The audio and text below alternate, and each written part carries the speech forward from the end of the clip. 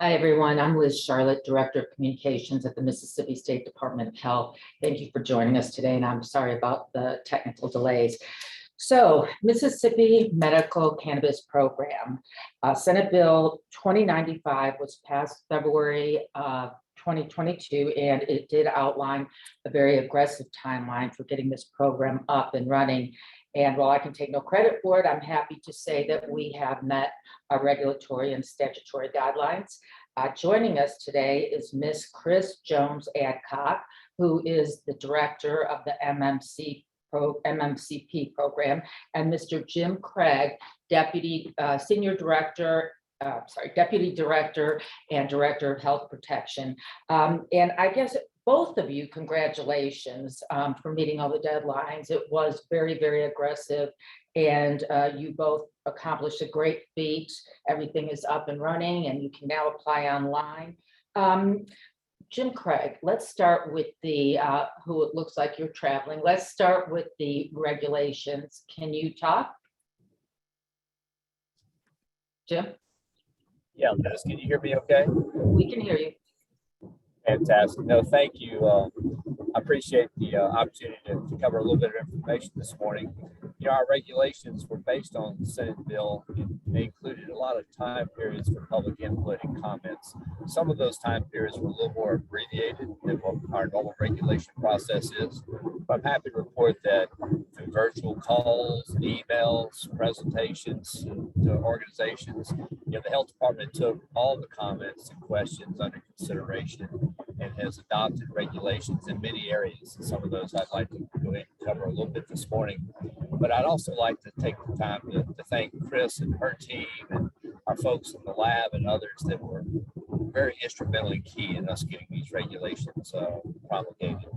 I'd also like to thank everyone that took time to actually make public comments during the public comment period. So there are 7 different categories with regulations where you can submit applications to the health department. These regulations are now part of the Mississippi Administrative Code and can be found either on the Mississippi Secretary of State's website and at the department's website at www.healthyms.com. One of the first set of regulations I'd like to visit for just a second on is our cannabis testing facility regulations. These regulations were developed to help ensure product safety. They are the regulations for the laboratories that will test the medical cannabis prior to going to dispensaries for distribution. As medical cannabis will be tested for proper levels of THC, as well as other contaminants that we need to test for to make sure that that product is safe. We also have regulations to support both our program registry. In that area, the program registry is for signing up the patients, our practitioners, as well as our caregivers. Chris is going to take up the new portal and discuss this in more detail in just a few minutes. We also have a set of regulations for advertising and marketing that stipulate that there can be no marketing and advertising apart from a website and a logo to brand the business. Absolutely nothing else is allowed. Another set is our cannabis cultivation and our cannabis processing entity final regulations. They'll be available to the public this week. The public comment period on these regulations ended June 1st, and comments are being reviewed for final adoption. Applications for both cannabis cultivation and cannabis processing facilities are now available. We also have regulations for transport entities that focus on the safety of medical cannabis while in transport and revolves around bringing the product to the business. Applications are now online for waste management entities of cannabis products as well. Our medical cannabis worker regulations are in place. Those that wish to work in the industry must be 21, have a background check, and a fingerprint check to apply. Applications as well as the pre-application checklist for all of these can be found at our website at www.healthyms.com. Liz, with that, I'll throw it back to you. Thank you, Jim, and I hope you're safe out there. That was a great deal of work to get done in 120 days. So again, congratulations. Your partner, MMCP Chris Jones Adcock, director of the new program, is going to take us to the portal and explain a few features. Chris? Good morning, Liz. I am happy to report that we are up and running with both our licensing system, and we'll have more information forthcoming around our seed to sale system that licensees will utilize. But I wanted to take this morning to walk everyone through the information that's available both on our website and then through the licensing portal itself. So I would like to recommend that before you log into the portal, whether you're logging in as a business entity or as a patient who is seeking information or as a practitioner who wants to register with the program, that you review the website first, because it gives you some tips on that process and also takes you through the pre-application checklist that Jim alluded to. And if you have any problems throughout this process, certainly give us a call at 601-206-1540. And if that line goes to a voicemail, we'll give you a call back because we're probably answering lots of questions right now. You also can email us and I will show you where to find that email information. So let me take you to the website first. I'm going to share my screen and hope I do this successfully.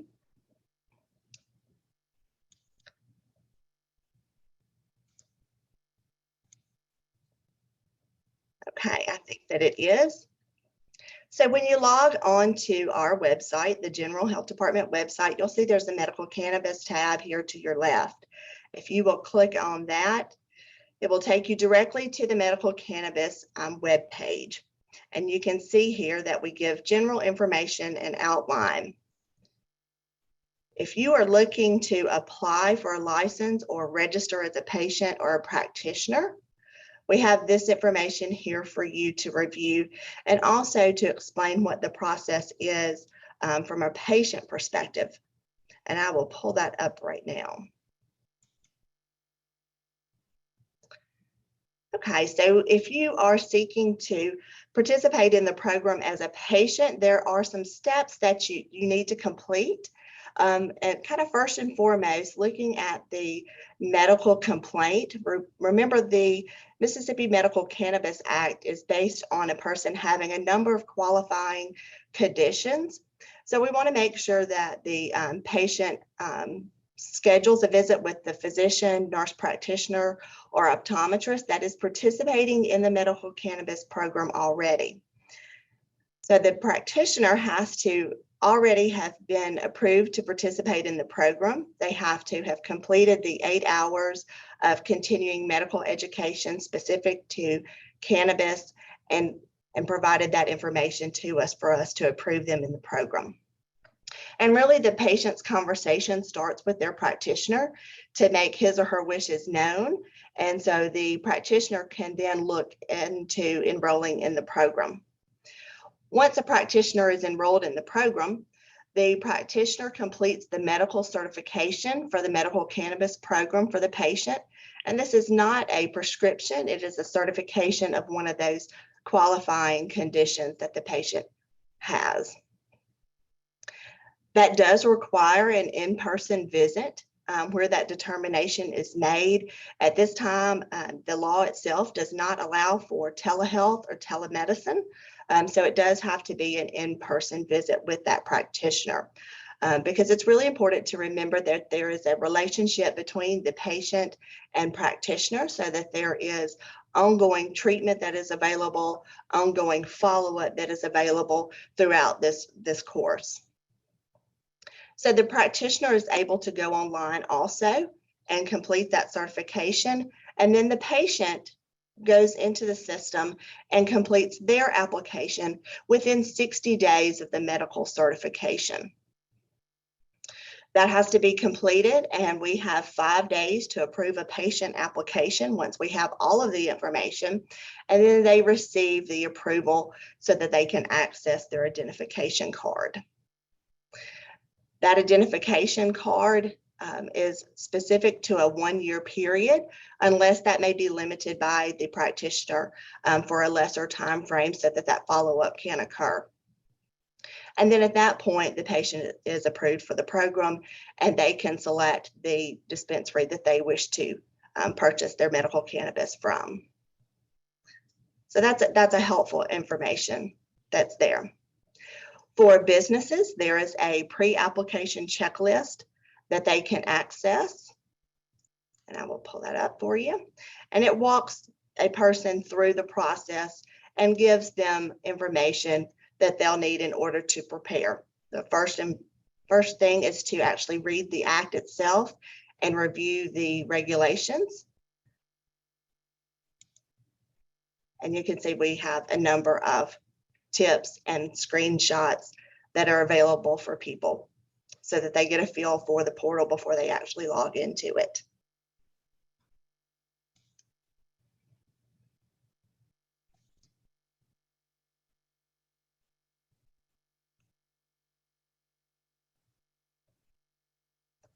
I'll take us out of that section and go back here. So to apply online, you register with the online portal, you start your application, you have to verify your registration, and you can access the portal directly from our website right here. So I'll go in as a new registrant. And this is a screen that a person accessing the licensing portal for the first time would see. So that person would go in and complete their information and register for an account first. This is simply signing in to get an account so that you can go further in the process. And you would register here.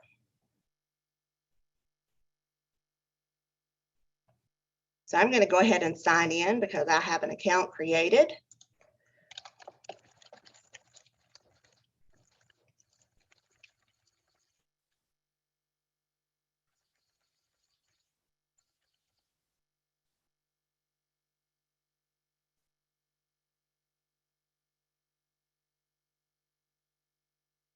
So you can see as you log in, it does direct you to a help section that's available should you run into a problem while you're in the system itself.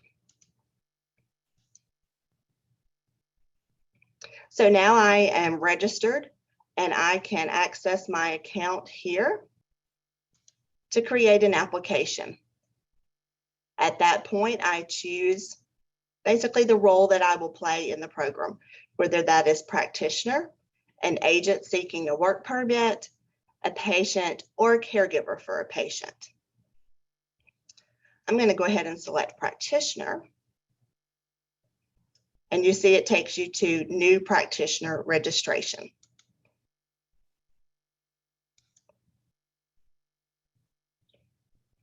Once the practitioner gets to this stage, this is filling out information like you would in other settings, basic demographic information. You are required to enter your state license number, the expiration date, practitioner type, because remember we have physicians, nurse practitioners, or optometrists that can participate in the program, and including the specialty, the DEA number, and some email contact information. All of the fields that have a star are required fields, so they have to be completed in order to access the next section of the portal. So I'll take you also to a business account. I just made this one up, Chris's Cannabis Kingdom. And it prompts me and lets me know that I am moving into a different account as a business.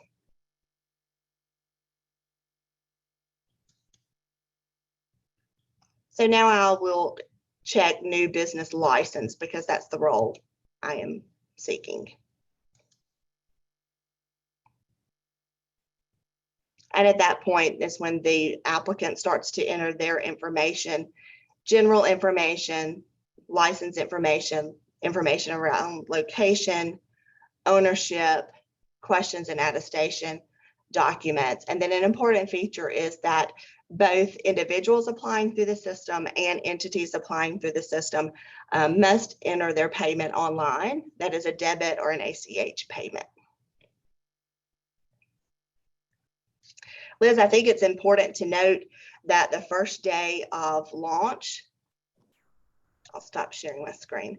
That the first day of launch, we had approximately 1,800 people register in the system for accounts. We have had to date 15 businesses that have actually completed the application, so it's under review right now. We have 12 individuals who have applied for work permits, and we have 9 practitioners who have applied in the system. So that information is under review right now in the system itself, and those numbers are growing daily. Thank you, Chris. One of my concerns was that I did not want the general public or any business entities to have any misaligned expectations that this is just going to happen right away. When could we actually see these dispensaries up and running and folks could actually purchase their medical cannabis? Great question, Liz. The dispensaries are coming online a little bit later, and that is a statutory requirement that the Department of Revenue that we have partnered with will actually license dispensaries, and that will start July 1. For all other applicants, we have 30 days to process a business application, and we have 5 days to process a patient application. And an important point about that is that we must have that practitioner's certification in order to process that patient application. So we wanted to clear up that confusion today. Okay, thank you. I do not see any questions from the media. If you all have any questions, you can go ahead and okie dokie. There's Kobe on the ball. All right, Kobe's asking, how long would it take to grow crops before product can be sold? Okay, great question. We anticipate that it will probably be the end of the calendar year before there is legal product available through the dispensaries. And that is because businesses have to get established, they have to hire, and they have to get crops in the ground. Okay. And did we mention, Chris, all right, Sarah's asking, when did the website actually go live? What day was it last week? The website's been live, but when did our applications go up? The website has been live for quite some time. The licensing system actually went live on June 1st. Okay, thank you. I do have a couple questions here until the media asks anything else. Jim Craig, does the doctor have to be from Mississippi? The doctor does have to be a licensed physician in the state of Mississippi, or a nurse practitioner, or a optometrist by the statute. Okay, thank you, Jim. Scott Simmons from WAPT. What can a patient do if he or she is approved but hasn't found a dispensary open in their area? Chris? So the listing of all of the medical cannabis establishments, whether they are cultivators, processors, or dispensaries, will be included on our website, that same page that we just looked at, so that patients know where they can access a dispensary location. All right, thank you. And let's see. Okay, all right. Okay, so that's, and do you want to say something, Chris, about the, well, we'll have the businesses online, the practitioners. Did we mention that? I want to repeat that. Gotcha, Liz. So practitioners will not be available on our website, but we're partnering with the Mississippi Cannabis Patients Alliance and offering that as a solution to practitioners who want to be listed on a registry. So the Patients Alliance will include that information on their website if the practitioner chooses for their information to be publicized. Thank you, Jim Craig. When patients put in what dispensary to go to, can they only go there, or can they go to any licensed dispensary? Jim or Chris? I'm happy to take it, Jim. They can go to any licensed dispensary in their area. Okay. And do the products sold in the dispensary have to be from Mississippi? It will need to be products that are approved and tested by our laboratories in the state of Mississippi. Thank you. All right, Kobe, what regulations have been put in place to ensure Mississippians get safe cannabis? Jim Craig, I think starting with the lab, regs. Can you talk a little bit about that? Yeah, I really think that one of the key pieces of product safety is going to be our laboratory regulations and those laboratories that are testing the product to make sure that the THC levels that are proper are contained in the product, as well as that any of the various contaminants, be it from the growing process or just from the chemicals and processing, that we don't have anything added to those products that would be harmful to anyone in Mississippi. So that whole product safety piece is really key. But I also think that our advertising and marketing to make sure that, this isn't something that's very attractive to kids that don't necessarily need to be taking medical cannabis or anything else. Our advertising and marketing is also going to be a safety feature. Yeah, we appreciate that very much. No billboards, no social, just a website presence, and that's it. Let's see, Courtney Ann, do you recommend patients just filling out everything minus the practitioner information and then logging back in to add that detail once docs have their certification? That's a good question. I think you have to have that application fully filled out before you submit it. Am I right, Chris? Well, you can actually go in, Liz, and register for your account. If you want to start that application process, you're welcome to do so. We just won't be able to act on it until we have that practitioner recommendation. Okay, Mona Moore with the Sun Herald. Are there any products that have already been approved and tested to sell in Mississippi? Jim Craig. No, not yet. Of course, this is a brand new program. And I know everyone would love for it to be fully up and operational, but there is a time period for the cultivators and the processors to actually grow the product. And as Chris said, it looks like it'll probably be the end of the year before we'll see product that can be in dispensaries in Mississippi. Okay, and thank you, Jim. And Grant, I think we answered your question, but write me back if you didn't get the proper response. Okay, to be clear, even if a patient gets a license soon, there would still be no product to purchase until the end of the year. That is absolutely correct. All right, Kobe, how long should residents wait before they discuss cannabis with their doctor as a form of treatment, especially as it could take around 6 months until product is ready?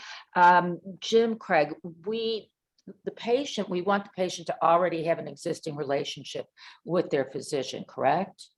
Yeah, that's probably the most important message is make sure that you have conversations with your practitioner. There may be other alternatives that can be employed now, but as far as the medical cannabis being one of those options, it looks like we probably will not have product available in those dispensaries until later this year. All right, thank you, Jim. This is Courtney, and I had some folks asking if cultivators and processors should be GMP certified since this is medicine. Chris Jones, ECHA. So we have actually had that come back as public comment, and we are looking at that now, and that may come forth in our final regulations for cultivators. Okay, all right. Well, I do not see any other question. Oh, well, there's one right there from Mona. All right, the dispensary licensing gives Mississippi residents a 6-month window where they can get a license. What was the purpose of that?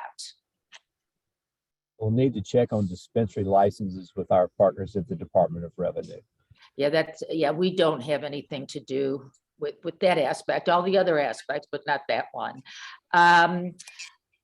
All right, let's see. Chris, have you gotten any calls? Are folks being able to use the website well, the portal?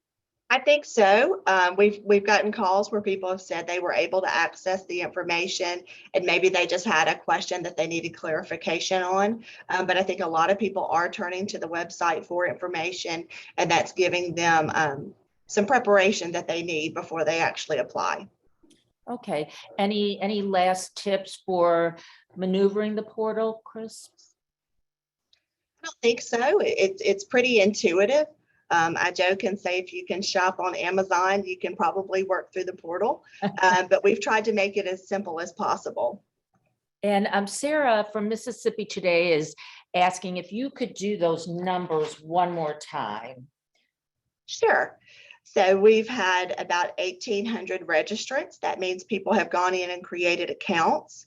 That does not necessarily mean that they have resulted in an application yet, but we have had 15 businesses that have submitted applications. We've had 12 work permits submitted and 9 practitioners that have submitted thus far. Okay, thank you. Jim, any last words? No, I would just say that if there are questions, Chris's team has done a wonderful job of taking the phone calls, but also, the emails. I think they're able to turn around email responses within 24 hours very steadily. So we appreciate all those efforts. And maybe we can get Chris just to remind everybody what the email address is for questions that they have. Sure. We have a general email that they can send questions to. It's msmedicalcannabis@msdh.ms.gov. And I'm happy to put that in the chat.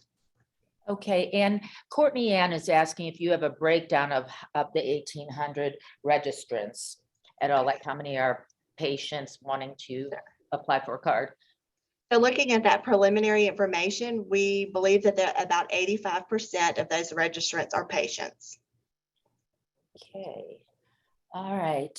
Well, again, I don't see any more. Thank you, Dr. Waits, our board chair, for being on here and for everything you have done as well. And congratulations again to the both of you. You guys have worked hard, and it was a very aggressive timeline. And so we're proud of you. And so on behalf of everyone at the Mississippi State Department of Health, I'm Liz Charlotte, wishing you a good day.